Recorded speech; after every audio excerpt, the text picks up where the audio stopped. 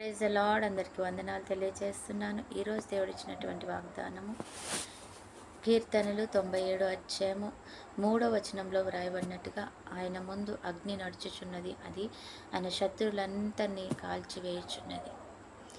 ఎవరైతే దుష్టుడు శత్రువో వాడు మనకు కూడా శత్రువే. ఆయన ముందు అగ్ని నడుస్తూ అక్కడున్న ఆయన ముందు కానీ మన దగ్గరగా ఉన్న ప్రతి దుష్టుని కాల్చి వేసుకుంటూ వస్తుందంట. ఆ యేసు ప్రభు నీ ఇంట్లోనికి వస్తే నీ ఇంట్లో ఉన్న ప్రతి దుష్టుడు కాల్చివేయబడతాడు. కాబట్టి ఆయనను మనం ఆహ్వానించుకోవడానికి సిద్ధంగా ఉండాలి.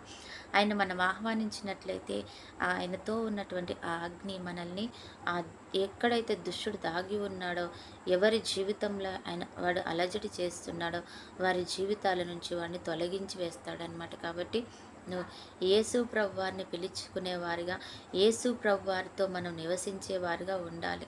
నిజమే కదా, కానా విందులోకి యేసు ప్రభువారిని పిలుచుకున్నారు. అక్కడున్న పరిస్థితులన్నీ మార్చివేశాడు దేవుడు.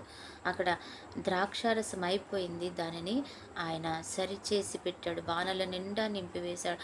ఆ లోటు ఆ ఇంటి యజమానికి తెలియక ముందే కూడా సమస్య పరిష్కరించేశాడనమాట. నిజంగా నీ జీవితంలో కూడా ఏ శ్రమ ఉందో, ఏ శోధన ఉందో, దుష్టుడు ఎక్కడ పొంచి ఉన్నాడో, ఎవరి జీవితాన్ని అలజడి చేస్తున్నాడో తెలియకపోవచ్చు మనకి. కానీ ఎప్పుడైతే నేను దేవుణ్ణి ఆహ్వానించుకుంటామో ఆ యొక్క ఆహ్వానం ద్వారా దేవుడు ఆ దుష్టుని కనిపెట్టి మనం గమనించకపోయినా కూడా ఆయన గమనించి ఆ దుష్టు నుంచి మనల్ని విడిపిస్తాడు. గొప్ప ఆశీర్వాదం మనకి తీసుకొని వస్తుంటాడు. నువ్వు ప్రార్థన మాత్రం చేస్తుంటే చాలు, ఆయన మన ఇంట్లోకి రావడము, అలాగే ఆ దుష్టుని పారద్రోలడము, మన జీవితానికి ఆశీర్వాదం ఇవ్వడము అన్నీ జరిగిపోతాయి అన్నమాట. కాబట్టి మనం ఆయన్ని ఆహ్వానించేవారుగా ఉందాము, ఆయనని గణపరిచేవారుగా ఉందాము. ఆయన చుట్టూ ఉన్న అగ్ని నీ జీవితాన్ని మార్చివేస్తుందంట.